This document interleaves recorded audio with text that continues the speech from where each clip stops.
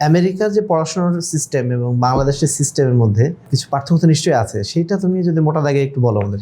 আমেরিকার বুকে মনে হয় তুমি ফার্স্ট স্টুডেন্ট আমাদের মার্কাস থেকে, আমার জানা মতে। এটা আরেকটা মজার ঘটনা। মার্কাস থেকে আমি ফার্স্ট, আমার কলেজ থেকে আমি প্রথম, আমার ইউনিভার্সিটি থেকে আইভি লিগে আমি প্রথম। আচ্ছা, তুমি একটা মানে ইসলামিক পরিবেশ থেকে সেখানে গেছো সাবেক মার্কাজিয়ান হিসাবে, ওখানে আসলে তোমার জন্য কতটা চ্যালেঞ্জিং পরিবেশটা, বা নিজের ইমানকে ধরে রাখছো কিভাবে আর কি? এটা তো অত্যন্ত কঠিন কাজ বলে মনে হচ্ছে আমাদের কাছে।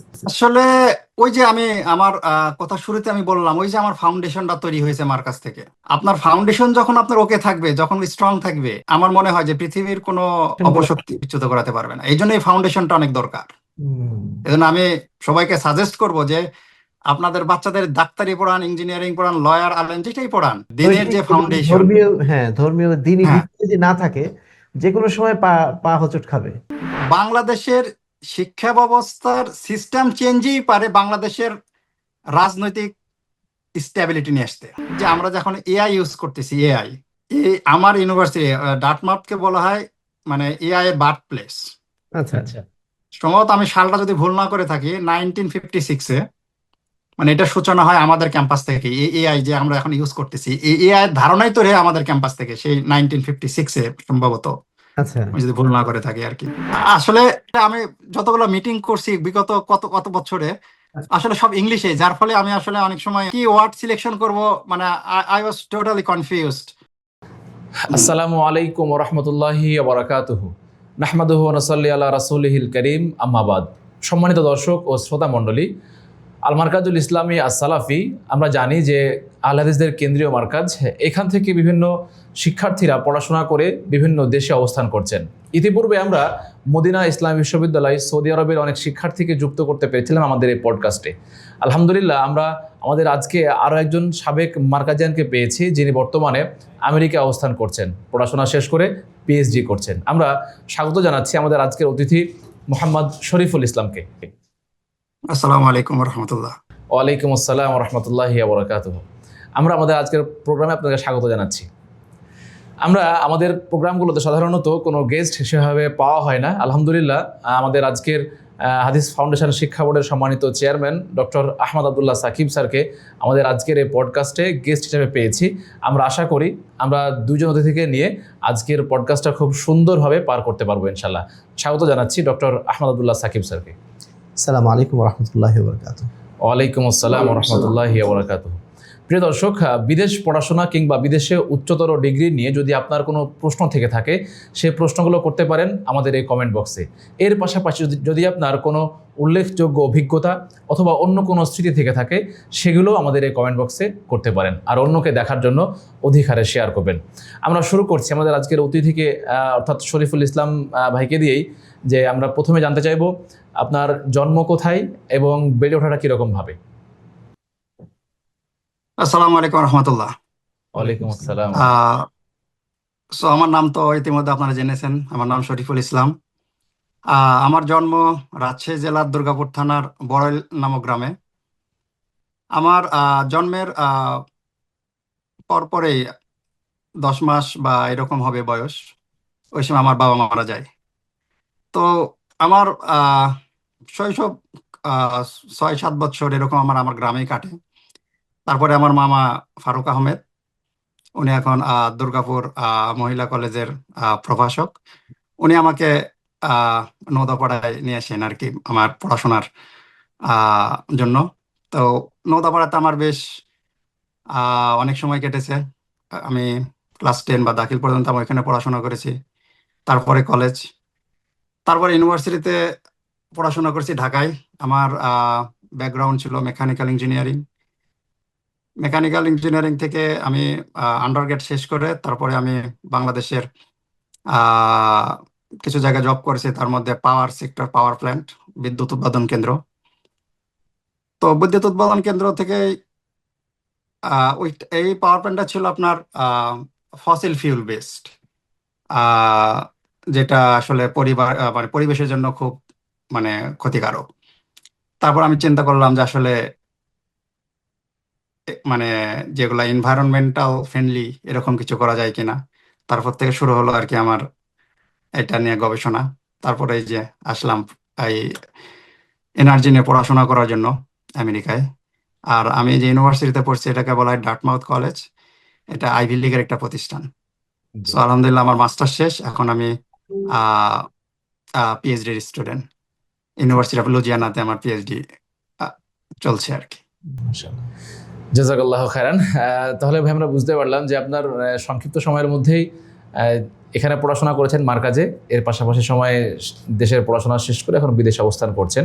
তো আপনি আমাকে অ্যাক্সেস দিলে আমি একটা প্রশ্ন করতে চাই যে যেহেতু খুব ছোটবেলাতেই পিতাকে হারিয়েছেন, তার মানে আপনার পারিবারিক যে ক্রাইসিসটা তার মধ্য দিয়ে আপনাকে যেতে হয়েছে, তো ওই সময়ে মার্কাজে আসলেন কীরকমভাবে, আর তার পরবর্তী সময়ে খরচ সেই সমস্ত জিনিসগুলো কীভাবে বিয়ার করতেন?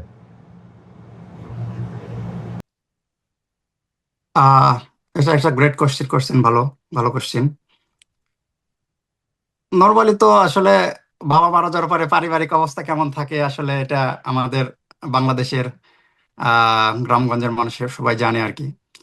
তো আমার ফাইনান্সিয়াল অবস্থা ভালো ছিল না। তো আমার মামা যখন দেখলো যে আসলে ছেলেটার আসলে পড়াশোনা করা দরকার, তো তারপরে তো নওদাপাড়াতে ভর্তি করে দিলেন। তো খরচগুলো আহ, আমার যতটুকু মনে আছে ক্লাস 8 বা 9 পর্যন্ত আমি আসলে নওদাপাড়া মাদ্রাসার অর্থায়নেই আমার পড়াশোনা চলছে আর কি। যাক আলহামদুলিল্লাহ। তো এই জায়গাতে আমরা দেখেছি যে অনেক মেধাবী ভাইরা আমাদের পূর্বে ছিলেন, যদিও আমি নিজেও একজন মার্কাজের সাবেক শিক্ষার্থী। এরকম অনেক সাথীদেরও আমরা পেয়েছি, আমাদের ক্লাসমেট অনেক ছিলেন যারা এরকমভাবে পড়াশোনা করেছে এবং তারা ভালো অবস্থানের মধ্যে আছেন আলহামদুলিল্লাহ এখন। তো সেই জায়গা থেকে আমরা দোয়া করি আল্লাহ তাআলা যেন আপনাকে কবুল করেন। আল্লাহুম্মা আমিন। আল্লাহুম্মা আমিন। ভাই এবার জানতে চাইবো যে মার্কাজের যে দিনী পরিবেশটা ছিল, মার্কাজের যে পড়াশোনাটুকু ছিল, এর মধ্য দিয়ে আপনার ব্যক্তিত্ব গঠনে এবং নীতি নৈতিকতা, সে সঙ্গে তারবিয়াত, এগুলো গঠন করতে কতটুকু ভূমিকা রাখতে পেরেছে? এটা আরো একটা খুব ভালো একটা কোশ্চেন করছেন। আমি যেটা মনে করি আসলে প্রত্যেকটা জিনিসের যেরকম একটা ফাউন্ডেশন থাকে, আপনার সেটা বলেন, আপনার এডুকেশন বলেন, আপনার নীতি নৈতিকতা বলেন, আপনার আহ দিনের ব্যাপারে বলেন, আপনার দৈনন্দিন জীবনের যে রুটিন বলেন, আমার এই ফাউন্ডেশনটা, আমি স্ট্রংলি বলতেছি, আমার এই ফাউন্ডেশনটা আসলে তৈরি হয়েছে মার্কাজ থেকেই।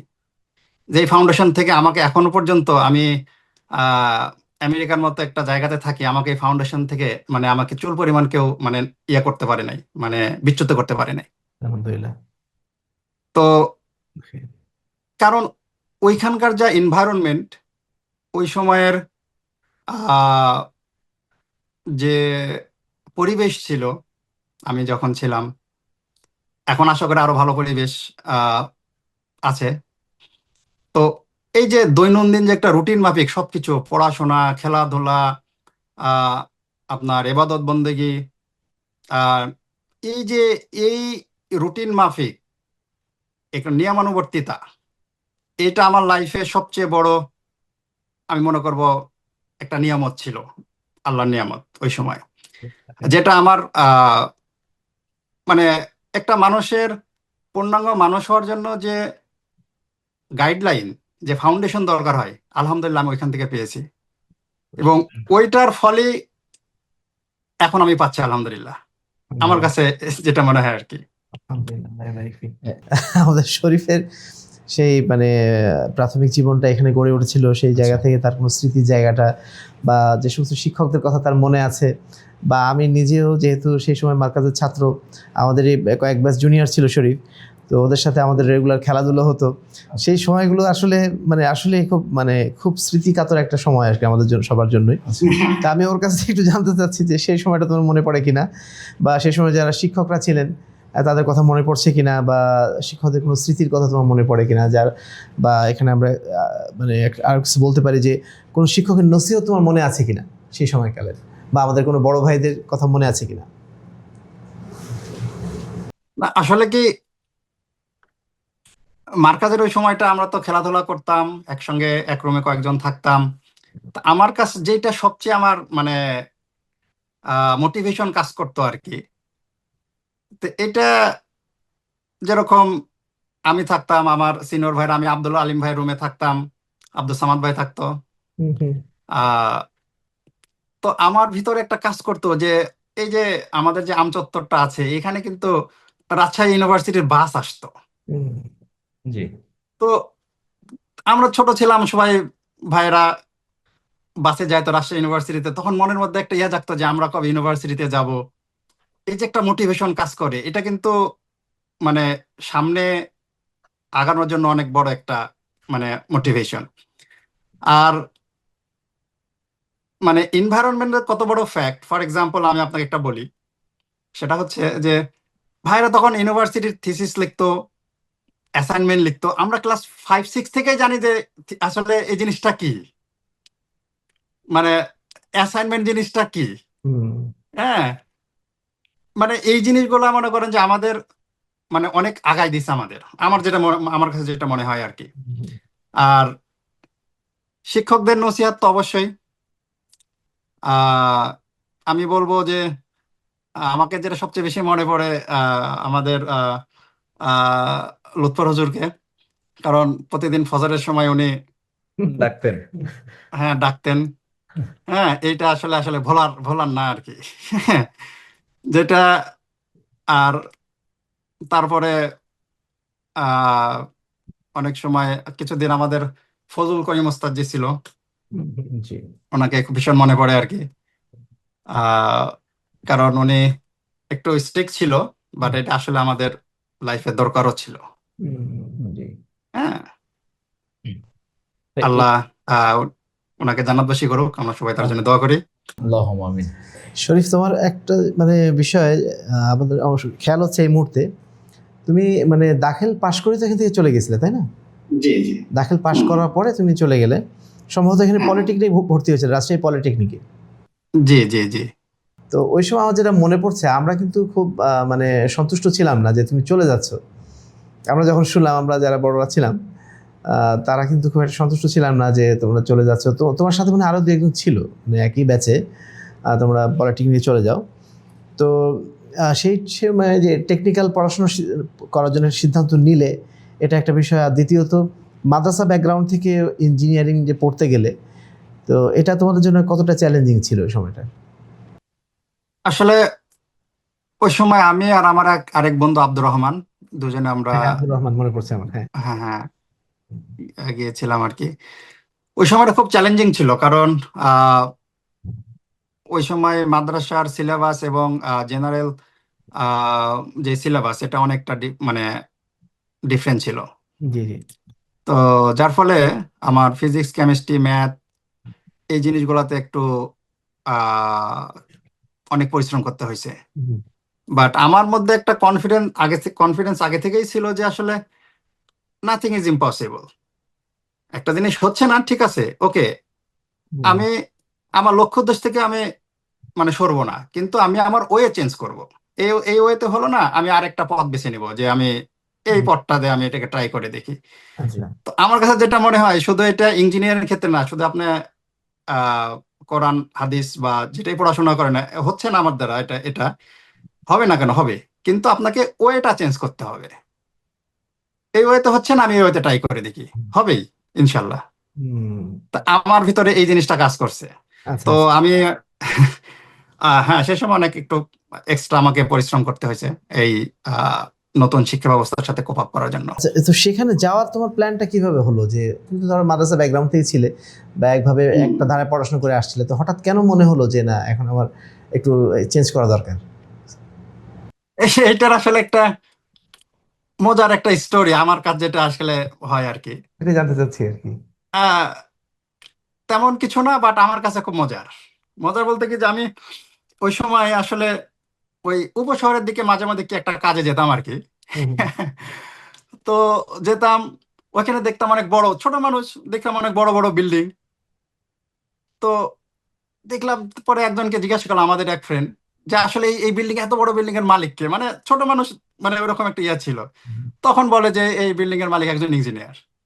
আচ্ছা। তখন আমার বেড়ে যাবে, আমাকে ইঞ্জিনিয়ার হতে হবে, আমার এরকম একটা বিল্ডিং করতে হবে। আহ, মানে ওই সময় আহ, মানে এটা একটু একটু ফানি টাইপের। হুম। তারপরও কেন যেন আমাকে, আমার ভেতরে খুব এটা মোটিভেশন কাজ করছে আর কি। আচ্ছা, তারপরে আমি সিদ্ধান্ত নিলাম যে না, দেখি একটু। মানে এটা তোমার পার্সোনাল সিদ্ধান্ত ছিল, বা তোমার আত্মীয় তোমার স্বজন বা এটা কেউ বলছে পার্সোনাল আর এরকম কি। না? হ্যাঁ। মানে অনেক সময় হয় না আত্মীয় স্বজন দ্বারা প্রভাবিত হয়, বাবা না মা। না না, এরকম কেউ মানে হ্যাঁ, এটা কোন আত্মীয় স্বজন দ্বারা কোনো প্রভাবিত আমার নেই। আচ্ছা কিন্তু আচ্ছা। তারপরে যখন আমি ডিসিশন নিলাম, আসলাম, ওইটা তো ছিল একটা মানে মানে একটা বলুক ফানি টাইপের। পরে কিন্তু আসার পরে বুঝলাম যে না, আসলে আমাকে এইভাবে যেতে হবে। বাট ওইটা আমাকে কেন যেন মোটিভেশন কাজ করছে, আসলে এটা শুনলে অনেকে আচ্ছা মানে হাস্যকর মনে করবে, বাট আমার জন্য এটাই ট্রু। আচ্ছা, তুমি পলিটেকনিক শেষ করে তারপরে তো বেসরকারি বিশ্ববিদ্যালয়ে জয়েন করছিলে না? এটা তো বাংলাদেশে। বাংলাদেশে কোন বিশ্ববিদ্যালয়ে পড়াশোনা করলে? এটা IUBAT বলে, international university of business agriculture and technology, এটা উত্তরাতে। এবং ও, এটা বাংলাদেশের ফার্স্ট মানে প্রাইভেট ইউনিভার্সিটি। আচ্ছা আচ্ছা। তো ওখান থেকে অনার্সটা শেষ করেছো? হ্যাঁ, এক্স্যাক্টলি, ইয়েস। কোন সালে এটা? এটা 2014 জানুয়ারি ডিসেম্বরে আমার ওখান থেকে আন্ডার গ্রেড করি। তারপর আচ্ছা। আমি জবে চলে যাই। তো তারপর থেকে বলা যায় প্রায় 10 বছর একটা গ্যাপ, স্টাডি গ্যাপ তোমার। Yeah, তো হ্যাঁ, স্টাডি গ্যাপ। গ্যাপের পরে আবার ডার্টমাউথ কলেজের মতো একটা জায়গায় যাওয়াটা, এটা অ্যাকচুয়ালি তুমি কিভাবে এটাকে মেনটেন করলে? আসলে ওই যে একটা স্বপ্ন থেকে আরেকটা স্বপ্ন আস্তে আস্তে মানে জন্ম জন্ম দিয়েছে আর কি। তো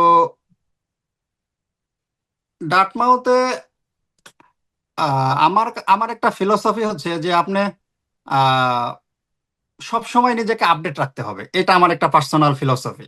হুম হুম আপনি যেটাই করেন না কেন, সেটা কোরআন হাদিস পড়েন, ইঞ্জিনিয়ারিং পড়েন, ম্যাথস পড়েন, হুম। আপনাকে অলওয়েজ আপডেট থাকতে হবে, অলওয়েজ। তো আমি সেই কাজটা করতাম আর কি, যার ফলে আমার এই স্টাডি গ্যাপটা এটা খুব একটা ইফেক্ট পড়েনি। কারণ আমি এই সময়টার মধ্যে আমাকে আমার ইংলিশ ল্যাঙ্গুয়েজ এফিসিয়েন্সি যে স্কিল দরকার হয় এটাকে আমি ডেভেলপ করছি। বিভিন্ন আমার গবেষণার যে পাবলিকেশন দরকার হয় আমি এটাকে ডেভেলপ করছি। তারপরে বিভিন্ন যে স্ট্যান্ডার্ডাইজ টেস্ট দিতে হয় সেই টেস্টগুলো আমি দিয়েছি। ল্যাঙ্গুয়েজ যে টেস্ট দিতে হয় এই টেস্টগুলো দিয়ে নিজেকে সবসময় আপডেট রাখছি। আমার ইচ্ছা ছিল যে যখনই আমার কোনো সুযোগ আসবে আমি যেন ওইটা নিতে পারি, এই জন্য আমাকে অলওয়েজ রেডি থাকতে হবে। এখন আমার সুযোগ আসলো, কিন্তু আমার যে ম্যাটেরিয়ালস দরকার হয়, আমার যে স্কিলস দরকার হয়, এগুলো যদি আমার রেডি না থাকে আমি কিন্তু ওই অপরচুনিটি আমি নিতে পারবো না। তা আমার অলওয়েজ একটা ইয়ে ছিল যে আমি অলওয়েজ নিজেকে রেডি রাখবো, আল্লাহ যখন আমাকে সেই সুযোগ দেবে আমি যেন এটা নিতে পারি। মানে কি তোমার মানে আমেরিকাতে যাওয়ার আগে থেকে প্ল্যান ছিল? হ্যাঁ, আগে রেখে আমার ইউনিভার্সিটিতে আহ যখন আমার থার্ড ইয়ার বা ফোর্থ ইয়ার তখন থেকে আমার একটু একটু মনের মধ্যে বাসনা জাগে আর কি, মানে শুরু হয়েছে যে আমি আমেরিকাতে যাব। আহ, আচ্ছা, ফুল ফান্ডেড স্কলারশিপ পাওয়া তোমার আইভি লিগ ইনস্টিটিউশনগুলোর মধ্যে, তো সেটা তো আসলে একটা খুব টাফ জার্নি। বিশেষ করে তোমার পাবলিকেশনটা অরিজিনাল হতে হয় এবং অনেক স্ট্রং হওয়া মানে প্রয়োজন হয়। তো ল্যাঙ্গুয়েজ ব্যারিয়ার তো একটা আছেই, তারপর জিআরই করা লাগে। এইগুলো তোমরা মানে কিভাবে মেনটেন করলে? এখন আহ মানে এটা সবচেয়ে যে শুরুটা আপনার কিভাবে ছিল আর কি? আচ্ছা, শুরুটা প্রথমে ছিল আমার হচ্ছে যে আইএলস এক্সাম দিয়ে, যেটা হচ্ছে যে আপনার এটা ল্যাঙ্গুয়েজ একটা টেস্ট দিতে হয়, IELTS বা টোফেল এরকম কিছু টেস্ট আছে, language test, international English language testing system. এটাতে আমি প্রথমে শুরু করি। আহ, আপনারা জানেন তো আইএলস এর আপনার 9 ব্র্যান্ডের মধ্যে এক্সাম হয় আর কি। তো এটার আসলে ইংলিশের যে বেসিক এবং যে কনসেপ্ট এগুলো আপনাকে খুব ক্লিয়ার করতে হবে, মানে কোনো ওই মুখস্থ দিয়ে এগুলাতে পাশ করা মানে অসম্ভবই বলা চলে আর কি। আর আমি যেটা করতাম সেটা হচ্ছে যে নির্দিষ্ট একটা টাইমে প্রতিদিন কিছু মানে ইংলিশ মানে প্র্যাকটিসের মধ্যে থাকতাম রেগুলার। মানে আমি যেটা মনে করি যে যে কোনো জিনিস আপনি অল্প হোক, কিন্তু এটা যদি আপনি রেগুলার মেনটেন করেন আপনার সাকসেস আসবে ইনশাল্লাহ। তো যেটা আসলে আমি পেয়েছি আর কি, সেটা আমার আমার আমার লাগছে 10 ইয়ার্স। হুম, হুম। আচ্ছা। এটার আইএলস এর পাশাপাশি তারপর আমি জিআরই শুরু করলাম। জিআরই ওয়ার্ল্ডে যতগুলা টেস্ট আছে, এক্সাম আছে, তার মধ্যে জিআরই মানে ওয়ান অফ দা হার্ডেস্ট। হুম হুম তো এই এক্সাম দিলাম। তারপরে মানে আসলে স্কলারশিপ পেতে যেটা দরকার হয় আর কি, শুধু আইএলস জিআরই বা রেজাল্ট দিয়ে কিন্তু কোনো স্কলারশিপ ওইভাবে হয় না। হুম হুম এটা পেতে গেলে আপনার একটা ওভারঅল প্রোফাইল লাগবে। আচ্ছা। ওভারঅল প্রোফাইল বলতে কি বোঝায়?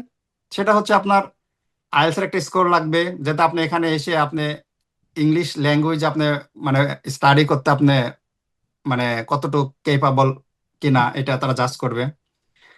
আর জিআরই এক্সামটা এটা একটা স্ট্যান্ডার্ডাইজ টেস্ট। এটা যেরকম বাংলাদেশে যেরকম আপনি ইউনিভার্সিটিতে গিয়ে যেরকম অ্যাডমিশন টেস্টগুলো দেওয়া হয়, আমেরিকার সিস্টেমটা এরকম না।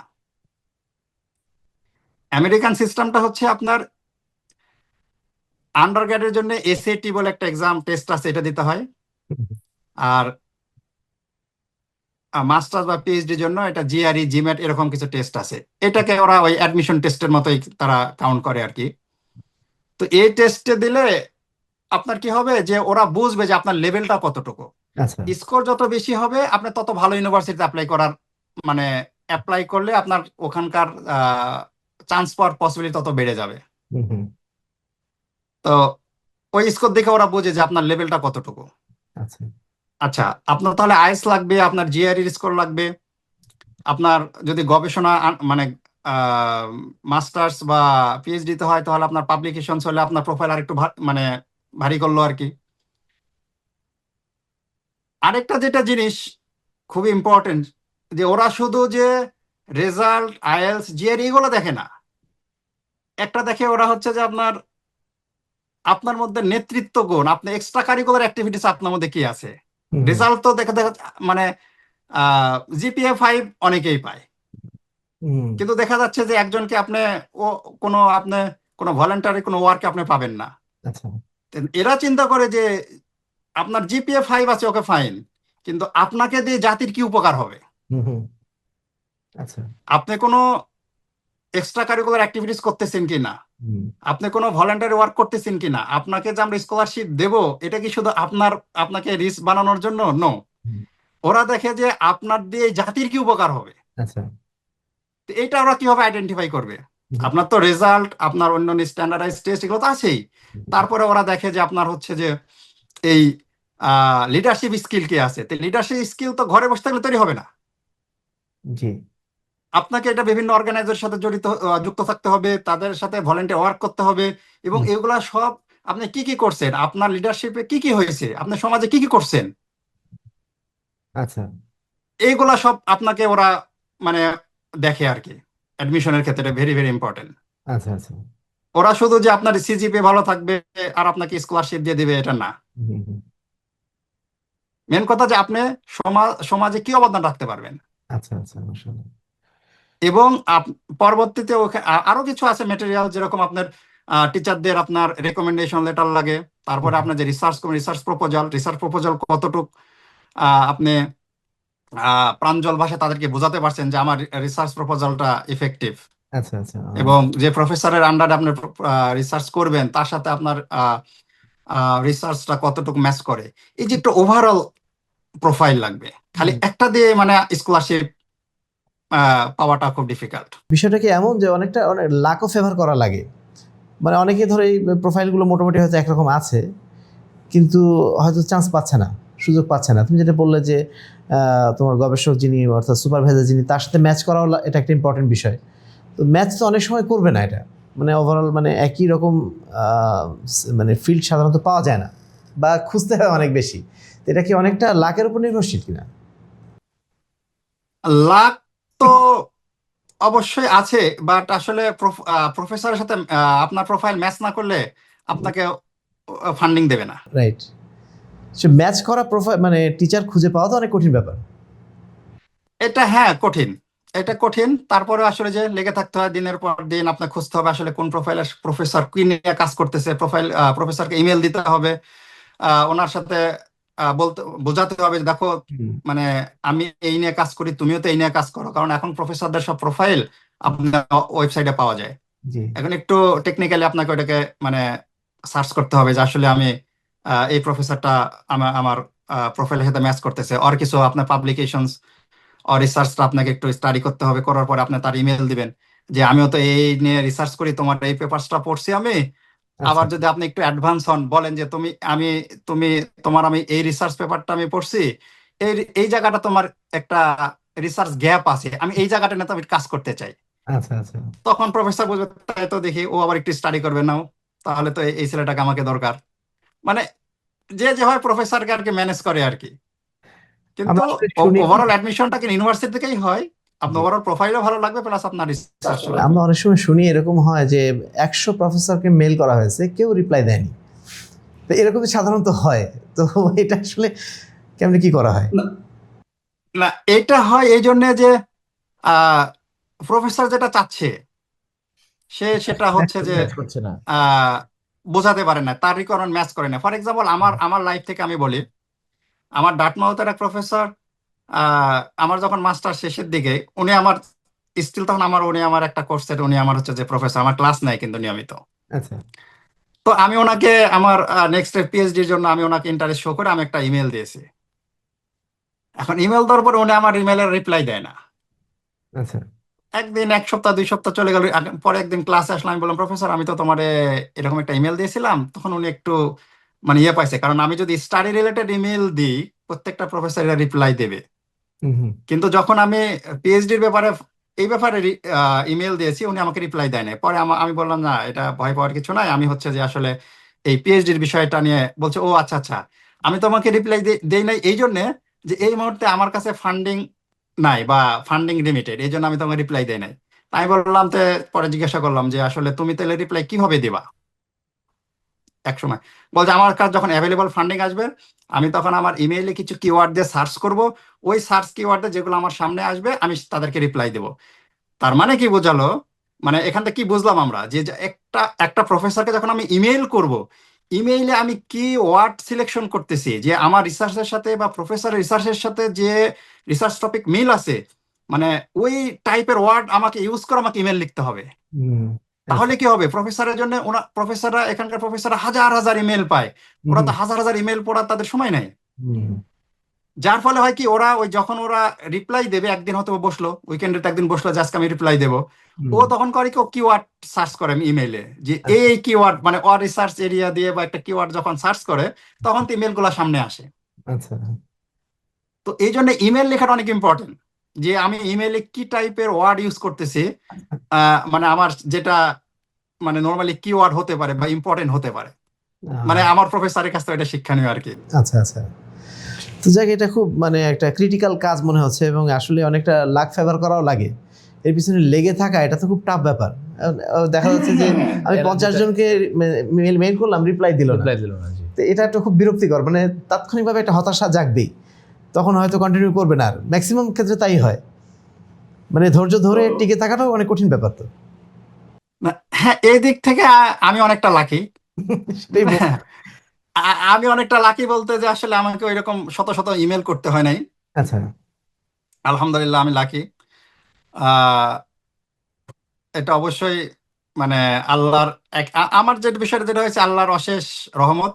জি জি। এবং আমার যে পিএইচডি যেটা ফান্ডিং, মানে যে যে ফান্ডটা আমি পাইছি, এটা অনেক ভালো মাপের একটা ফান্ডিং।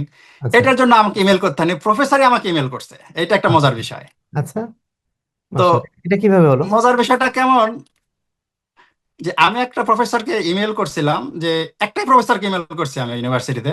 আচ্ছা তো ইমেল করার পর আমি বললাম যে আমার তো এই প্রোফাইল, আমি আহ, তোমার আন্ডারে আমি পিএইচডি করতে চাই। পরে উনি বলতেছে যে আসলে আমি তো হচ্ছে যে তোমার প্রোফাইল তো অনেক ভালো, তো আমি তো রিটায়ারমেন্টে চলে যাব, আচ্ছা তো আমার কাছে ইয়ে নেই। পরে যেটা জানলাম যে ওই প্রফেসরের কাছ থেকে আরেকটা প্রফেসর আমার প্রোফাইল দেখছে, দেখার পরে তার ভালো লাগছে, তখন সেই প্রফেসর আমাকে ইমেল করছে যে আমি তো তোমার এরকম তোমার প্রোফাইল দেখলাম, তুমি কি আমার আন্ডারে পিএইচডি করতে চাও কিনা, আমার সাথে আমার ল্যাবে কাজ করতে চাও কিনা। হুম। তাহলে সেক্ষেত্রে আলহামদুলিল্লাহ আমি অনেক ভাগ্যবান আর কি, যে আমাকে ওই একটা ইমেলে আমার হয়েছে। আমি এই জন্যই লাকের প্রসঙ্গটা নিয়ে আসলাম, কারণ এইসব ক্ষেত্রে অনেক সময় লাক ফেভার না করলে মানে চট করে একটা ভালো জায়গায় সুযোগ পাওয়া এটা খুব কঠিন ব্যাপার।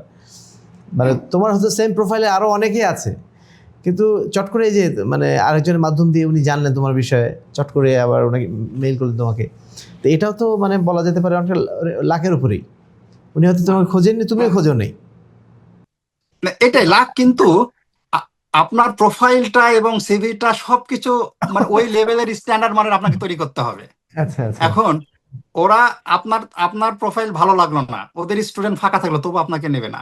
আচ্ছা আচ্ছা আমার কাছে যেটা মনে হয় আর কি। কিন্তু আপনার যদি প্রোফাইল ভালো হয়, প্রয়োজন আপনাকে এক্সট্রা কিছু আবার করে একটা আচ্ছা বেনিফিট দিয়ে আপনাকে নেবে। নেবে মাশাআল্লাহ আল্লাহ কবুল করুন ইনশাআল্লাহ প্রোফাইল ভালো থাকতে হবে। হুম, প্রোফাইল ঠিকঠাক থাকার পর এরপর তখন সেটা লাগের বিষয়টা দিতে হবে, সেই মানে নিজের চেষ্টাটা থাকা লাগবে, সেটা থাকা লাগবে। তারপরে আল্লাহর ইচ্ছা সেটা তো পরে অবশ্যই লাগবেই 100%। ইনশাআল্লাহ। যাক আলহামদুলিল্লাহ, অনেক কিছু জানলাম তোমার কাছ থেকে, এবং হয়তো আমাদের স্টুডেন্ট যারা আছে যারা শুনছে তাদের উপকার হবে অনেক। আচ্ছা, এবার আমরা একটু অন্য প্রসঙ্গে আসি যে আমেরিকা যে পরিবেশটা, যে অবস্থা, তো সেই জায়গায় একজন মুসলিম হিসেবে টিকে থাকা এটা তো খুব কঠিন একটা কাজ বলে আমরা অন্ততপক্ষে যারা বাংলাদেশে থাকি তারা মনে করি আর কি, বা যে ইসলামিক পরিমণ্ডল যারা আমরা আছি। তো সেক্ষেত্রে তুমি একটা মানে ইসলামিক পরিবেশ থেকে সেখানে গেছো সাবেক মার্কাজেন হিসাবে, ওখানে আসলে তোমার জন্য কতটা চ্যালেঞ্জিং পরিবেশটা, বা সেটা কিভাবে নিজের করছো ইমানকে কিভাবে? ধরে রাখছো কিভাবে আর কি, এক কথায় এটা তো অত্যন্ত কঠিন কাজ বলে মনে হচ্ছে আমাদের কাছে। আসলে ওই যে আমি আমার কথা শুরুতে আমি বললাম, ওই যে আমার ফাউন্ডেশনটা তৈরি হয়েছে মার্কাজ থেকে। হুম, আপনার ফাউন্ডেশন যখন আপনার ওকে থাকবে, যখন স্ট্রং থাকবে, আপনার পৃথিবীর কোনো মানে আমার মনে হয় যে পৃথিবীর কোনো কি বলবো এটাকে আমি, টেম্পটেশন গুলো। অপশক্তি, হ্যাঁ হ্যাঁ হ্যাঁ, আপনাকে ইয়া করতে পারবে না, ওই জায়গা থেকে বিচ্যুত করাতে পারবে না। এই জন্য এই ফাউন্ডেশনটা অনেক দরকার।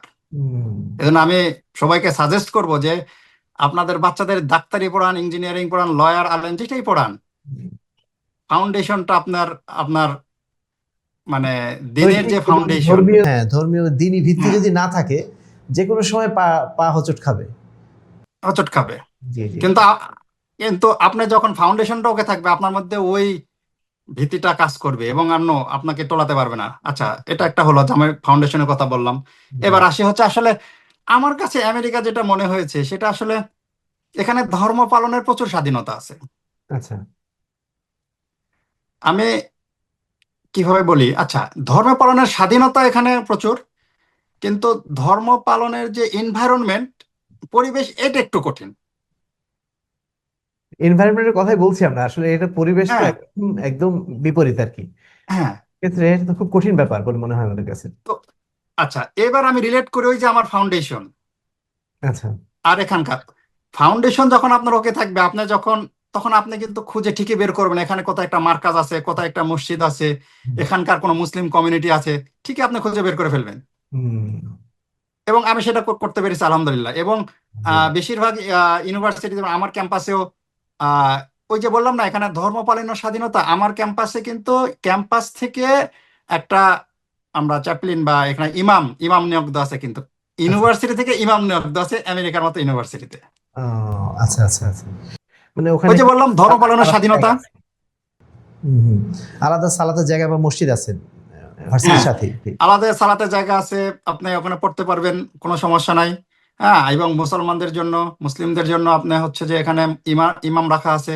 হুম, ইমাম আপনাকে আহ সবকিছু ব্রিফ করবে, এবং মুসলমানদের দেখাশোনা কোনো কিছু প্রয়োজন হলে আমরা তার কাছে বলবো, সে আমাদের মানে ইসলামিক বিষয়গুলো সে মানে সলভ করার মানে আচ্ছা, চেষ্টা করে আর কি।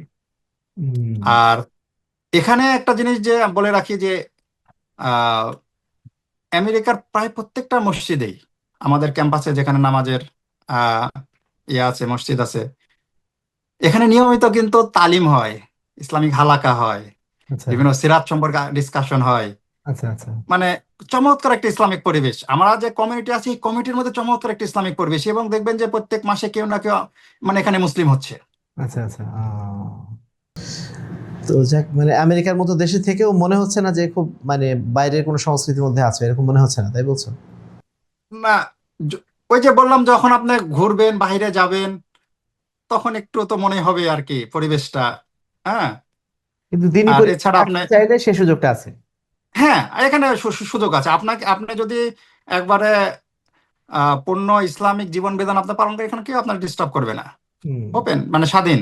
হুম, ফর এক্সাম্পল আমি আপনাকে বলি, আমি গত পরশুদিন একটা সি বিচের পাশে আমি ঘুরতে গেলাম, আমার আরেক ভাই, মাগরিবের সালাতের সময় হয়ে গেছে। আমি ওইখানে, আমাদের তো ওই গাড়িতে সবসময় সবকিছু রাখাই থাকে, আমি ওখানে নামাজ পড়ে ফেললাম, আপনাদের কেউ তাকাবেও না, হুম, আপনার কাজ আপনি করছেন। হুম, এখানে চমৎকার পরিবেশ মানে দিন পালনের জন্য। মানে স্বাধীনতা আর কি। আর পরিবেশটা একটু ডিফিকাল্ট, কারণ আসলে আমি না, বুঝতে মনে হয় পারছি। কি বোঝাতে চাচ্ছি আপনি বুঝতে পারছেন আর কি। জি জি এক্স্যাক্টলি। মানে ভিন্ন সংস্কৃতি, ভিন্ন আদর্শের মানুষ, মানে তোমার আশপাশে যেভাবে, ধরো বাংলাদেশে আমরা পাঁচ ওয়াক্ত সালাতের আজান শুনতে পাই, তাই না? বা এখানকার মানুষগুলো দেখলেই বোঝা যায় না একটা ইসলামী পরিবেশে আমরা আছি। কিন্তু আমেরিকাতে তো এটা অনেক কঠিন, যে পাঁচ ওয়াক্ত সালাতের আওয়াজ অনেক দিন ধরে শোনা যায় না, মানে আজান আপনি আজান শোনা এখানের যায়। আজান গুলো হয়, হ্যাঁ, মানে মসজিদের ভিতরে সাউন্ড বক্সে, কিন্তু বাইরে ওয়েস্টার্ন কান্ট্রিতে যারা আছেন ভাইরা সবসময় এটাই বলেন যে পাঁচ ওয়াক্ত সালাতের সময় যে আজানটা শুনতে পাই না, এটা আমাদের জন্য সবচেয়ে কষ্টের। এই জিনিসটা মাঝে মধ্যে বলেন আর কি। আচ্ছা, যাক মাশাআল্লাহ। হ্যাঁ জি, আলহামদুলিল্লাহ ভাই, আমরা অনেকক্ষণ থেকেই আপনাদের দুজনের কথাবার্তা শুনছিলাম এবং আমরা নিজেরাও অনেক বিষয় জানলাম আলহামদুলিল্লাহ। আশা করি যে সমস্ত শিক্ষার্থীরা আগামীতে বিদেশ পড়াশোনা করতে যাবেন, বিশেষ করে আমেরিকায়, তাদের জন্য আপনার যে কথাবার্তাগুলো আছে এগুলো খুব কাজে আসবে ইনশাআল্লাহ। এবার আমি জানতে চাইবো যে আপনি আগামী 5 বছর পর নিজেকে কোন স্থানে দেখতে চান, এবং পিএইচডি শেষ করার পর দেশে ফিরে দেশের জনগণ, দেশের মানুষ, এদের জন্য কোনো কার্যক্রম কিংবা এরকম কোনো প্ল্যান পরিকল্পনা আপনার আছে কিনা? খুব একটা ডিফিকাল্ট কোশ্চেন আমার জন্য। আসলে আমার হচ্ছে এখানে পিএইচডি, আমি যেটা করব, আমার রিসার্চ এরিয়া হচ্ছে সোলার টেকনোলজি ক্যারেক্টারাইজেশনস, এন্ড এটা পিভি বলে ইঞ্জিনিয়ারিং, মানে ফটোভোল্টেইক পারফরমেন্স অপটিমাইজেশনস। তাই এটা হচ্ছে আসলে আপনার মানে সানলাইট থেকে আপনার মানে বিদ্যুৎ তৈরির একটা আর কি উৎপাদন করার যে ইয়াটা। টেকনোলজি। আচ্ছা, হুম হুম। তার মানে আপনার এটা তো তো এটা আসলে সোলার টেকনোলজি। Solar technology. আচ্ছা, এটার মানে ভবিষ্যৎটা কি, মানে প্ল্যানটা কি, যে এখান থেকে কি প্রমাণ করতে চাওয়া হচ্ছে? এই যে আমরা এখন যে আমরা ছোটবেলা দেখছি বাংলাদেশে বলেন বা অন্যান্য কান্ট্রিতে যারা বলে যে আমাদের 6টা ঋতু ছিল, কিন্তু এখন কিন্তু আমরা 6টা পাই না, 2টা পাই, গরম আর শীত। তো এইটার জন্য যে এই যে গ্লোবাল ওয়ার্মিং, বৈশ্বিক উষ্ণায়ন। হ্যাঁ, এটা তো আচ্ছা, এটার ইফেক্ট। তার মানে তো আপনার এইটা কেন হচ্ছে, এটা হচ্ছে যে আমরা যে বিদ্যুৎ এখন ব্যবহার ইউজ করছে বাংলাদেশে বা গোটা ওয়ার্ল্ডেই বলেন, তো এইটার যে রিসোর্স, যে ফিউল, এটা আমরা ফসিল ফিউল ইউজ করছি বেশিরভাগ ক্ষেত্রে বাংলাদেশে, আচ্ছা, যেটা অনেক আপনার কার্বন ইমিশন হচ্ছে, যেটা আপনার গ্লোবাল ওয়ার্মিং এর জন্য দায়ী আর কি।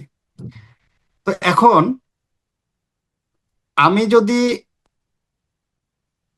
সানলাইট থেকে আমি ইলেকট্রিসিটি জেনারেট করতে পারি, এটা হচ্ছে ক্লিন এনার্জি বলতেছি আমরা। তো এখানে কোনো আপনার ইয়ে নেই, মানে কোনো কার্বন ইমিশন নেই। এটা খুবই এনভায়রনমেন্টাল, মানে ফ্রেন্ডলি আর কি, পরিবেশের জন্য খুবই ভালো। এটা একটা দিক।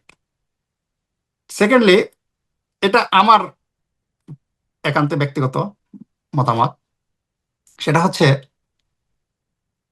যে আমি জানি না যে কোরআন হাদিসে কোথাও মানে আছে কি না যে আমাদের যে ন্যাচারাল যে রিসোর্স আছে, মানে মাইন বা যেখান থেকে আমরা এই ফিউল গুলা পাই, এটা মানে পৃথিবী যতদিন থাকবে এই রিসোর্সটা এটা থাকবে কি থাকবে না, এইরকম টাইপের কোনো ইনফরমেশন আছে কি না কোরআন হাদিসে, এটা আমার আসলে জানা নাই।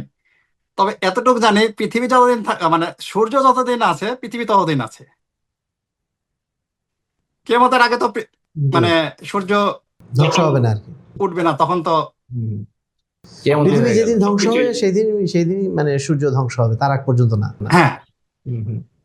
তার মানে কি, তার মানে আমি এখান থেকে কি বুঝলাম, তা আমি সূর্যটাকে যদি ইউজ করতে পারি, তাহলে যতদিন পৃথিবী আছে ততদিন আমি আমার ইলেকট্রিসিটি আমার কি হবে না, ঘাটতি পড়বে না। এবং সবচেয়ে বড় বিষয় হচ্ছে আপনার যে আমরা জীবাশ্ম জ্বালানির মাধ্যমে যেরকম পরিবেশের যে ক্ষতিগুলো করছি আমরা, সেই ক্ষতিটাও কমে আসবে যদি আমরা সানলাইটকে ব্যবহার করতে পারি। এবং মজার বিষয় হচ্ছে সানলাইট আল্লাহর অশেষ নিয়ামত এবং ফ্রি। জি, এই যে আপনার বিভিন্ন সময় যুদ্ধের কারণে যে আমরা অনেক সময় আমরা মানে তেল পাচ্ছি না, যার ফলে আমার অনেক পাওয়ার নেট বন্ধ মানে থাকে। বিদ্যুৎ উৎপাদন কেন্দ্র যে বন্ধ থাকতেছে। তা আমি যদি 100% যদি আমি সানলাইট থেকে বা আমি যদি বিদ্যুৎ উৎপাদন করতে পারি, তাহলে আমাকে তো আর এইগুলো আর আমাকে কোনো এফেক্ট করবে না। হুম। আপনি 24 আওয়ার্স আপনি রিলায়েবল, ক্লিন এবং অ্যাফোর্ডেবল আপনি বিদ্যুৎ পাবেন। জাজাকাল্লাহ খায়রান। ভাই, এবার জানতে চাইবো যে যারা এই প্রযুক্তিগত শিক্ষা কিংবা আপনার অন্যান্য শিক্ষা নিয়ে উচ্চতর পড়াশোনা করার জন্য বাইরে যেতে চায়, সেক্ষেত্রে আপনি নিজেকে বললেন, একটু আগে বলছিলেন যে নিজেকে আপডেট রাখার যে বিষয়টা এবং নিজেকে সবসময় আপডেট রেখে এই জিনিসগুলোকে খোঁজার যে বিষয়টা, মূলত যারা সামনে বাইরে পড়াশোনা করতে যেতে চায় তাদেরকে আপনি মৌলিকভাবে কি পরামর্শ দেবেন? এক্ষেত্রে আমি বলবো যে প্রথমত যে বিষয়টা সেটা হচ্ছে যে ভাষাগত দক্ষতা। মানে এটা এতটা ইম্পর্টেন্ট যে আমি অনেক সময় এখন বলি, যারা আমার আশেপাশে থাকে বা যারা ছোট ভাই, যে অ্যাটলিস্ট আপনাকে 3টা ভাষা জানতে হবে। আমার মানে যে ভাষা আমার মানে মাতৃভাষা বাংলা, আর মুসলিম হিসেবে অ্যারাবিক, আর ইংলিশ, এই 3টা মাস্ট। তো আপনার প্রথমে শুরু করতে হবে আপনার ভাষা দিয়ে। আপনি যদি ভাষা না জানেন তাহলে আপনি কোথাও আপনি মানে নিজেকে আপনি প্রকাশ করতে পারবেন না। আপনি অনেক কিছু জানেন কিন্তু আপনি ভাষায় আপনি দক্ষ না, আপনি পারবেন না।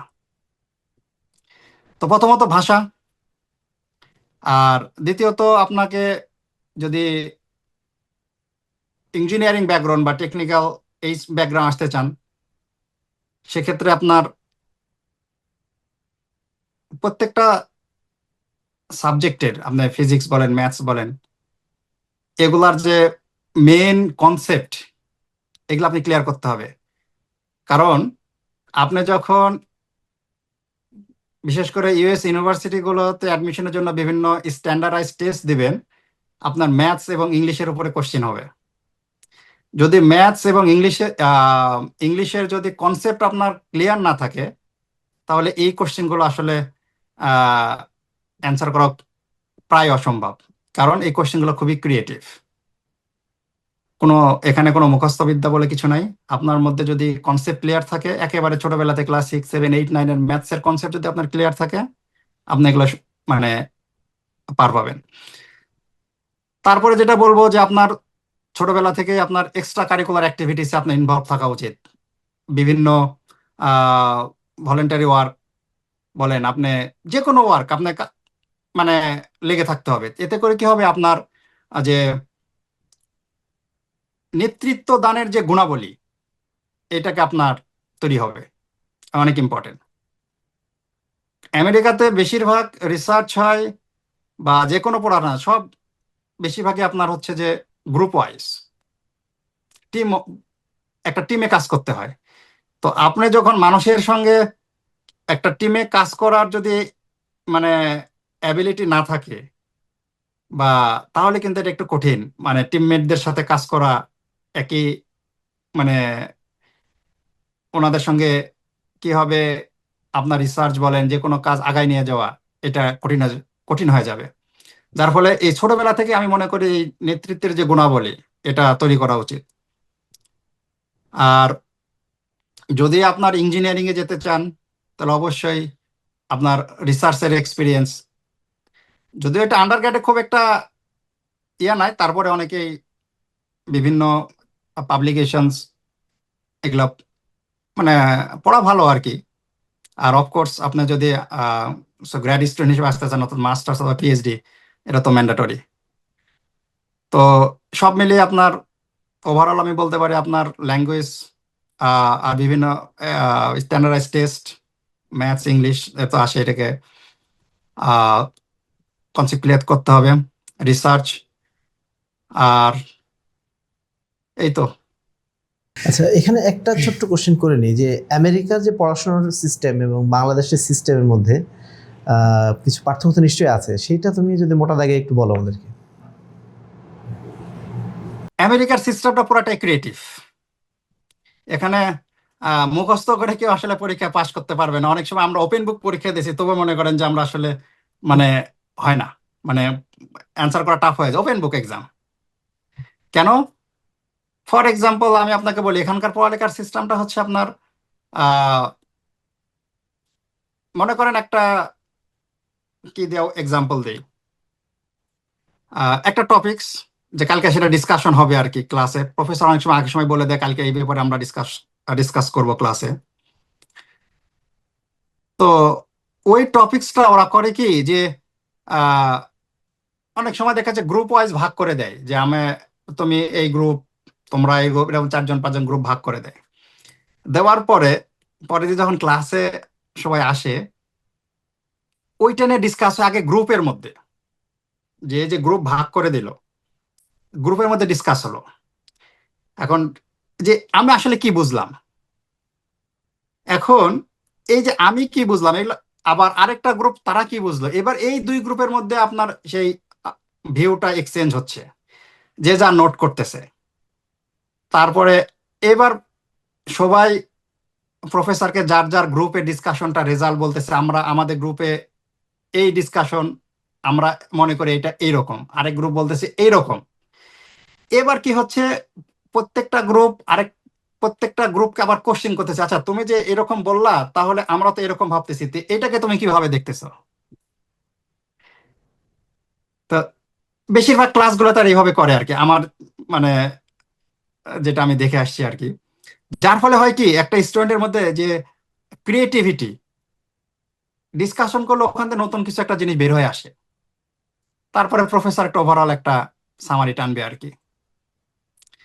এখানে মুখস্থর কোনো মানে মানে মুখস্থ ঝেড়ে দিয়ে আসলাম, এটা সুযোগ নেই আর কি। না, সুযোগ নেই। এবং কোশ্চিন হবে কিন্তু আপনার ওইভাবেই আবার। আচ্ছা এখন এখানে একটা প্রফেসরকে কোশ্চিন করতে হলে প্রফেসরকে অনেক স্টাডি করতে হয়, যে আসলে কোশ্চিনটা কিভাবে করব আমি। আচ্ছা আচ্ছা। মানে যে লেখা আছে আমি তুলে দিলাম, নো, ওইরকম কোশ্চেন এখানে কেউ করে না। আচ্ছা আচ্ছা, হ্যাঁ, হ্যাঁ। হ্যাঁ, আমি যদি ফর এক্সাম্পল কি বলবো, একটা আহ, আমার মনে হয় যে এই এই পদ্ধতিটা শুধু আমার ইঞ্জিনিয়ারিং ক্ষেত্র না, কোরআন হাদিস সবকিছু যদি আমার এই যে এই শিক্ষা ব্যবস্থার যে টিচিং সিস্টেমস, হুম, হুম। এই সিস্টেমটা যদি চেঞ্জ করতে পারে, আমরা শুধু ইঞ্জিনিয়ারিং না, কোরআন হাদিস সবকিছু অল্প সময়ে অনেক কিছু আমরা বের করে নিয়ে আসতে পারবো, এবং অনেক আমাদের, প্র্যাকটিক্যালি শিখতে পারবো আর কি। হ্যাঁ, প্র্যাকটিক্যালি শিখতে পারবো। হুম। ফর এখন তো এক্সাম্পল আমি আপনাকে বলি, আমরা যেমন এই যে আমরা ছোটবেলা থেকে ইংলিশ গ্রামার পড়ে আসছি, আরবি গ্রামার পড়ি, কিন্তু ওগুলো কোনো প্র্যাকটিস নাই। গ্রামারটা যদি জিজ্ঞেস করা হয় খুব সুন্দর বলতে পারবো, কিন্তু ওটা প্র্যাকটিক্যালি যখন আমরা অ্যাপ্লাই করতে যাবো তখন আর পারছি না। তো এইটাই তো আমাদের মানে বাংলাদেশি স্টাডি নিয়ে প্রবলেম, মেইন প্রবলেম তো এখানেই। হ্যাঁ, তো আমি এই জন্যে অনেকেই বলি, যখন বিভিন্ন এখানে আমাদের মিটিং হয় বিভিন্ন ইয়েতে বলি, যে বাংলাদেশের শিক্ষা ব্যবস্থার সিস্টেম চেঞ্জই পারে বাংলাদেশের রাজনৈতিক স্ট্যাবিলিটি নিয়ে আসতে। আচ্ছা। কারণ আমি যখন এই সিস্টেমটা যখন আহ, আমি যখন এই সিস্টেম যখন ইমপ্লিমেন্ট করব বাংলাদেশের শিক্ষা ব্যবস্থায়, তখন স্টুডেন্টরা ব্যস্ত থাকবে তাদের ক্রিয়েটিভিটি নিয়ে। তারা নতুন নতুন জিনিস নিয়ে চিন্তা করতে শিখবে, কারণ তারা তো জানে যে আমি যদি এটা না জেনে যাই, তাহলে তো আমি পরীক্ষা লিখতে পারবো না। আর এই সমস্ত রাজনীতি নিয়ে সময় দেওয়ারও টাইম হবে না তখন, পড়াশোনা। না না না, তারা না, কোনো কোনো সময় নাই, কোনো কারণ তো কালকে ক্লাসে আমাকে নতুন কিছু নিয়ে ডিসকাস করতে হবে। তা এটা চিন্তা করতে করতেই তো আপনার সময় শেষ। আপনি মানে অন্য চিন্তা কেমনে করবেন? এখন ফর এক্সাম্পল আমি যদি আরবি থেকে উদাহরণ দিয়ে হঠাৎ করে মনে পড়লো, যেরকম আমরা ছোটবেলা, আমার মনে পড়ছে আর কি, আমরা তো ওই যে হরফে জার পড়তাম, মুখস্থ করতাম, লিখতাম কয়টা আছে। তো আপনাকে যদি কোশ্চিন করা হয় যে তুমি হরফে জার গুলা লিখো, ও লিখে দিয়ে চলে আসবে। কিন্তু কোশ্চিনটা যদি এইভাবে না করে বলা হয় যে হরফে জার 5টা হরফে জার দিয়ে তুমি 5টা সেন্টেন্স তৈরি করে, মানে ইন্ডিভিজুয়াল মানে ইউনিক সেন্টেন্স তৈরি করে আমাকে দেখাও, তখন তার কি হলো, সে কিন্তু 100 কিন্তু ওইটার সে ইউজ জানবে। প্লাস সে যে sentence making, Arabic sentence making, সে সেটা শিখতেছে। হুম, এবং ওই একটা সেন্টেন্স মেক করতে গেলে তাকে আরো 10টা আরবি গ্রামার জানতে হবে। হুম, হুম, কিন্তু আমি যদি শুধু বলি যে হরফে জারগুলো তুমি লিখো, কয়টা আছে লিখো, সে মুখস্থ করে সবাই লিখতে পারবে। যে কোনোদিন স্কুলে জানে তাকে যদি 2 ঘন্টা টিচ করা হয়, ও এটা মুখস্থ করে লিখে দিয়ে আসতে পারবে। হুম, কিন্তু যদি আপনি এই যে কোশ্চেনের সিস্টেমটা যদি চেঞ্জ করে দেন, আপনার মুখস্থ থাকলে আপনি লিখতে পারবেন না, যদি আপনার কনসেপ্ট ক্লিয়ার না থাকে। হুম। তো আমার আমার ইয়েটা হচ্ছে যে এই যে শিক্ষা ব্যবস্থা, এই শিক্ষা ব্যবস্থা বা এডুকেশন সিস্টেমস এর একটা মডেল আমার মনে হয় যে যদি তৈরি করা যায় এরকম, হুম। মানে এটা খুব ইফেক্টিভ হবে। আল্লাহ সামাদ, আমরা চেষ্টা করছি সাধ্যমতো আমাদের হাদিস ফাউন্ডেশন শিক্ষা বোর্ডের মাধ্যম দিয়ে, কতদূর পারবো আল্লাহ ভালো জানেন। তবে আমরা আমাদের জায়গা থেকে সাধ্যমতো অবশ্যই চেষ্টা করছি, এবং তোমাদের এই সমস্ত পরামর্শগুলো আমাদের ভালো লাগলো, এবং এটা আমরা আশা করছি ইমপ্লিমেন্ট করতে পারবো। মানে পড়াশোনা কত প্র্যাকটিক্যাল এবং কত মজার, এনজয়েবল করা সম্ভব, সেটাই আমরা সাধ্যমতো চেষ্টা করে যাচ্ছি ইনশাআল্লাহ। একটা মজার বিষয় শেয়ার করে, এটা বাংলাদেশে হয় কিনা আমি জানি না।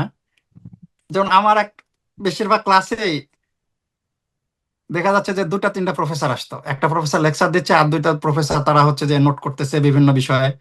তারা যদি ওই প্রফেসরের কোনো গ্যাপ পাচ্ছে কোনো ডিসকাশনে, ওরা বলতেছে হাত তুলে যে আমার মনে হয় এই জায়গাটা এরকম একটা গ্যাপ, বা এটা আমরা এইভাবে করতে পারি। আচ্ছা, ভেরি গুড এনভায়রনমেন্ট, মানে সবাই শেখানোর জন্য, শেখার জন্য, এবং প্রফেসরও শেখার জন্য, শেখানোর জন্য সবাই এখানে মানে চেষ্টার মানে মধ্যে এটা আছে। তো মানে খুবই বাংলাদেশে অসম্ভব ব্যাপার। কারণ আমাদের টিচিং এর সময় যদি কেউ এসে ডিস্টার্ব করে, আমরা তো প্রচন্ড ইগো ইগো নিয়ে থাকি, না না এখানে তাড়িয়ে তাড়িয়ে এসে বের করে দেবো যে যাও এখান থেকে, ডিস্টার্ব করতে আসছে। আমার প্রায় প্রত্যেকটা কোর্সে 2টা 3টা প্রফেসর আসতো। হুম। হ্যাঁ, কেউ আসতে না পারলে কেউ অনলাইনে যুক্ত হতো। দেখা এটা যাচ্ছে আপনার সিনিয়র জুনিয়র হিসাব হতো, না যে কেউ আসতো? দেখা যাচ্ছে আমি একটা টপিকসে আলোচনা করব, ওই প্রফেসরে অন্য একটা প্রফেসরকে ইনভাইট করে যে আমি তো এই টপিকস নিয়ে আলোচনা করব, আচ্ছা, তুমি কি আমাকে একটু হেল্প করতে পারবা কিনা। আমি এরকম। এরকমও হয়, হ্যাঁ। না, তো দেখা ওরা যাচ্ছে একজন সিনিয়র প্রফেসর আসছেন কিন্তু একজন জুনিয়র এসে তাকে ভুল ধরছে, এটা এটা এই পরিবেশটা আছে কিনা? অ্যাবসোলুটলি, আচ্ছা, অ্যাবসোলুটলি, এবং আমি আমার মতামত দিতে পারবো। এবং এখানে সবচেয়ে মজার একটা বিষয় হচ্ছে, আপনি মনে করেন ক্লাসে আছেন 10টা স্টুডেন্ট, হুম, প্রফেসরকে এই 10টা স্টুডেন্টের মধ্যে একজন স্টুডেন্ট একবারে টোটালি রং কথা বলতেছে, আচ্ছা, আপনি বুঝতেছেন টোটালি রং, এটা মানে কোনো কনসেপ্টের সাথে যায়ও না, হুম, তবুও কোনো স্টুডেন্ট এখানে ক্লাসে হাসাহাসি করবে না, আচ্ছা, কেউ কিছু বলবে না, এবং তাকে বলবে না যে এই এটা বলিস না, বা আপনি এটা বলেন না, এটা বসেন, বা কি কথা বলেন, নো, তাকে হুম, তার কথা বলতে দেন, আচ্ছা, আচ্ছা, সে তার কথা বলতে পারবে।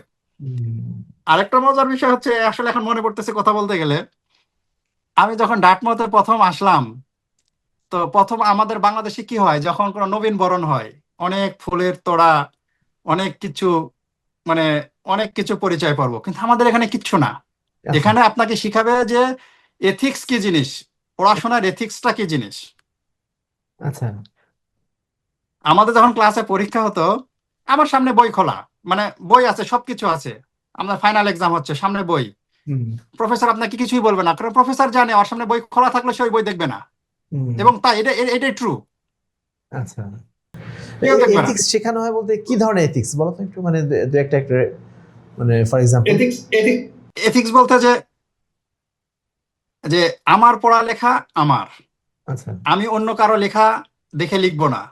আচ্ছা, হ্যাঁ, যদি লিখি তাহলে আমরা ওখানে আমরা রেফারেন্স ইউজ করবো যে আমি এই কথাটা কোট করছি সাকিব ভাই অমুক, সাকিব ভাই বলেছে, বা অমুক অমুকের কাছ থেকে। আচ্ছা, আপনাকে অনেস্ট হতে হবে, হুম, আপনার রেফারেন্স ছাড়া কোনো কথা চলবে না। আচ্ছা, আপনি যদি কারো কাছ থেকে কিছু নেন, আপনি চ্যাট জিপিটির কাছ থেকে নেন, কিন্তু তবু আপনাকে ক্রেডিট দিতে হবে যে আমি এই ইনফরমেশন চ্যাট জিপিটির কাছ থেকে নিয়েছি, হুম, কিন্তু নিজের বলে আপনি চালাতে পারবেন না।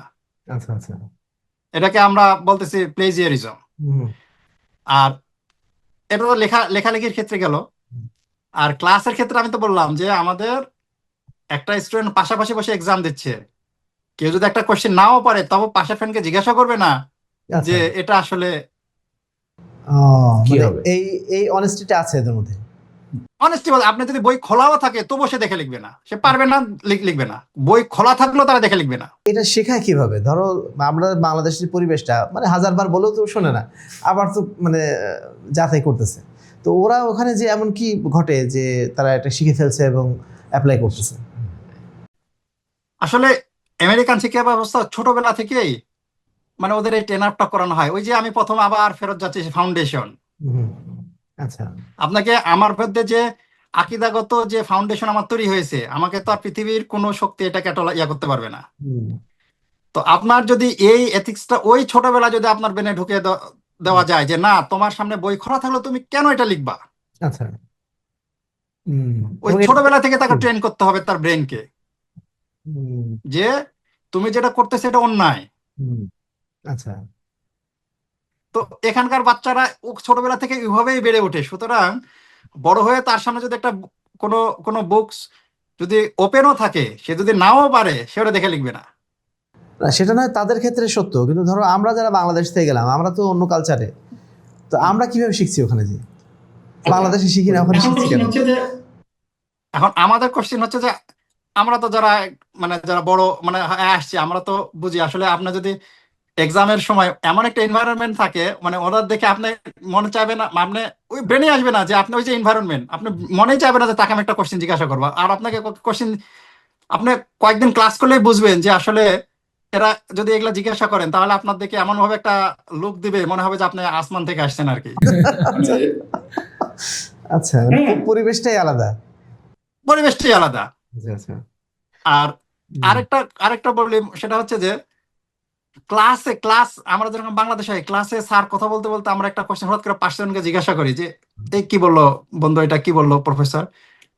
নো, তোমার কিছু জিজ্ঞাসা তুমি প্রফেসরকে জিজ্ঞাসা করো। আচ্ছা, এবং এখানকার প্রফেসরকে যদি আপনি হাজারটা কোশ্চেন কোনো সময় সে বিরক্ত ফিল করবে না। সে হাসি মুখে আপনি যে একটা মানে লেম কোশ্চেন করছেন তবুও সে হাসি মুখে আপনি বলবে যে আচ্ছা, উত্তর দিবে, আহ, কিন্তু কোনো সময় বিরক্ত হবে না। কিন্তু সে পাশে মানে তার পাশে বসা কোনো বন্ধুকে সেই কোশ্চেন করবে না, পাওয়া সম্ভব নর্মালি হবে করে না। এটা কাইন্ড অফ ইম্পসিবল বাংলাদেশের এনভায়রনমেন্টে। তারপরেও তোমাদের কাছে শুনে ভালো লাগতেছে, আমরাও সাধ্যমতো চেষ্টা করি, দেখি কতদূর আগানো যায় ইনশাল্লাহ। ইনশাআল্লাহ। এবং এটা আপনার যারা ইসলাম প্র্যাকটিস করে এবং বাংলাদেশে তো এটা অবশ্যই পরিবেশ ভালো, তো এখন ওই দিকটাও খেয়াল করলেও কিন্তু এটা করাটা সহজ। শুধু পরিবেশটা ঠিক করে দিয়ে এটাকে অ্যাপ্লাই করার চেষ্টা করলেই হবে, আশা করা যায় ইনশাআল্লাহ। আল্লাহ মুস্তাআন। আমরা অনেক কথাবার্তা শুনলাম ভাইয়ের কাছ থেকে, আমরা অসংখ্য ধন্যবাদ জানাচ্ছি। আমরা এবার শেষ করব, তবে তার আগে একটু জানতে চাইবো যে আপনি মার্কাজে দীর্ঘদিন ছিলেন, এখন মার্কাজের শিক্ষক, শিক্ষার্থী এবং আপনার ছোট ভাই যারা আছে তাদের জন্য সর্বশেষ আপনি কি বলবেন, অথবা আপনার বিশেষ কোনো ছোটদের জন্য নসিহা অথবা বড়দের কাছে কোনো কোনো আপনার রিকোয়েস্ট আছে কিনা? আহ প্রথমেই আমি আসলে মার্কাজের সকল আমার যারা আহ, শিক্ষক ছিলেন, শুভাকাঙ্ক্ষী, সবার প্রতি আন্তরিক কৃতজ্ঞতা প্রকাশ করছি যে আমার এই ফাউন্ডেশনটা মজবুত করার পিছনে তাদের যে অবদান, এই জন্য আর কি। আর ছোট ভাইদের উদ্দেশ্যে বলবো,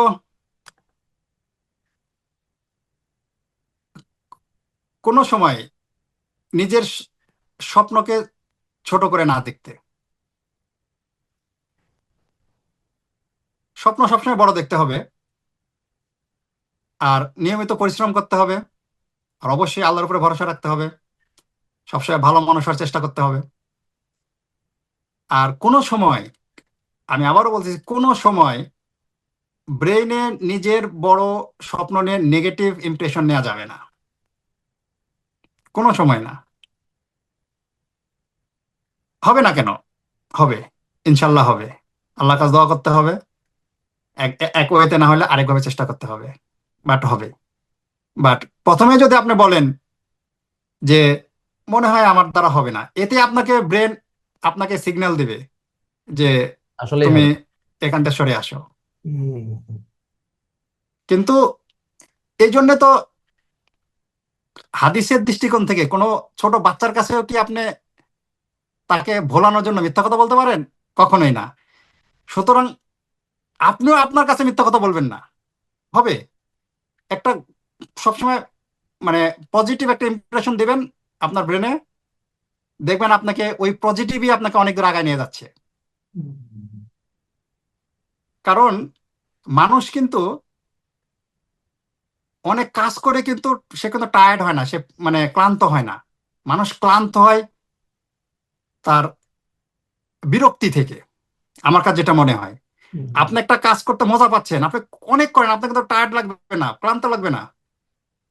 কিন্তু বিরক্তিকর কাজ আপনি 5 মিনিট করেন, দেখবেন যে আপনার টায়ার্ড লাগতেছে। জি।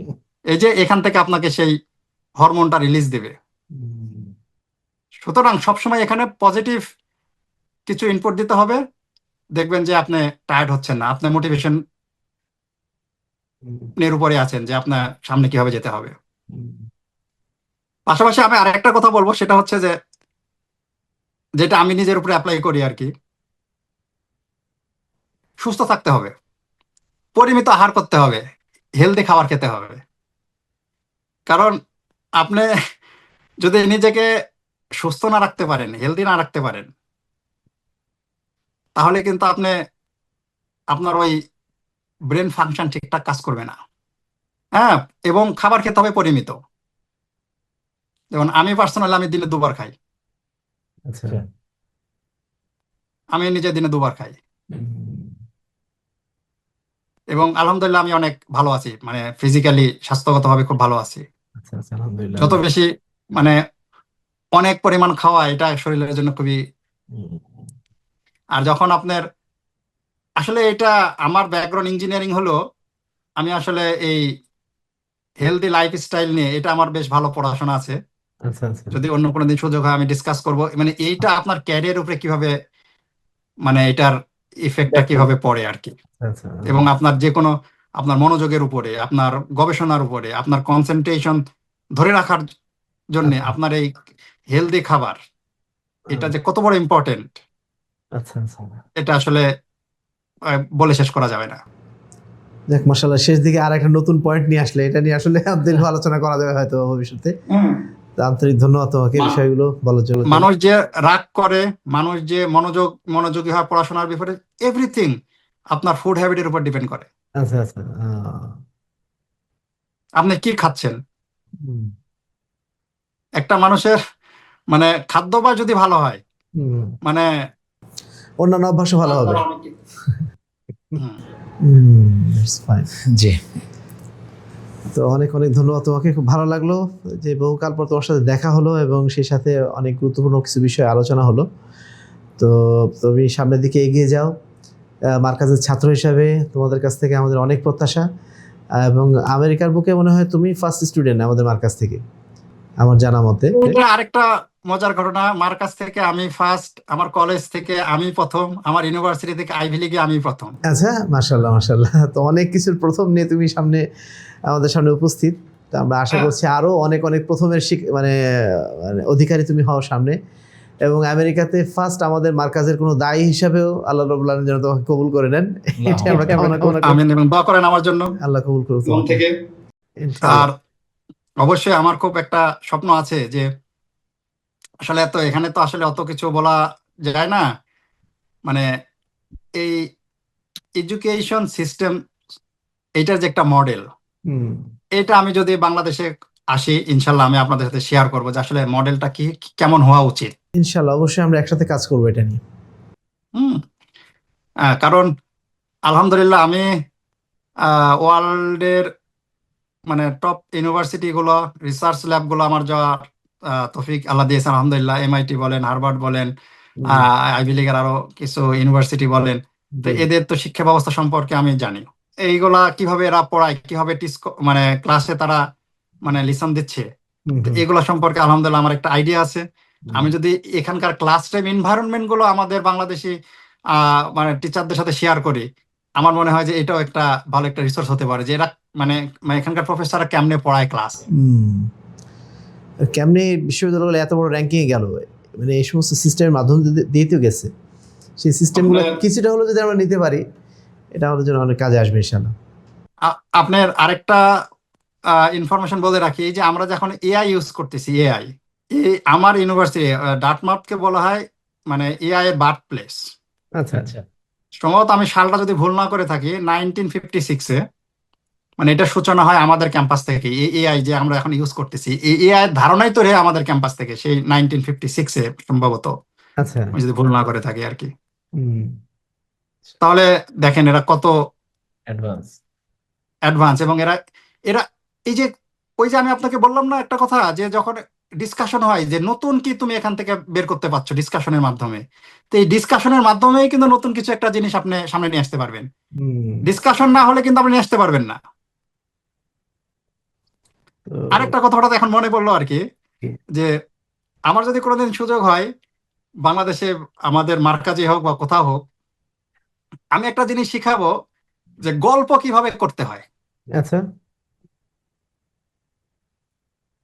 মানে আমরা তো গল্প করি রাস্তাঘাটে, বাসে, সব জায়গায় গল্প করি, যে গল্প আমি কিভাবে করব। আচ্ছা, কারণ আমার কাছে যেটা মনে হয়েছে, এই গল্পই হতে পারে আপনার নতুন কিছু উদ্ভাবনের একটা রিসোর্স। আচ্ছা, কিন্তু গল্পটা হতে হবে কিভাবে, এটা আমি একদিন বলবো ইনশাল্লাহ। ইনশাআল্লাহ ইনশাআল্লাহ।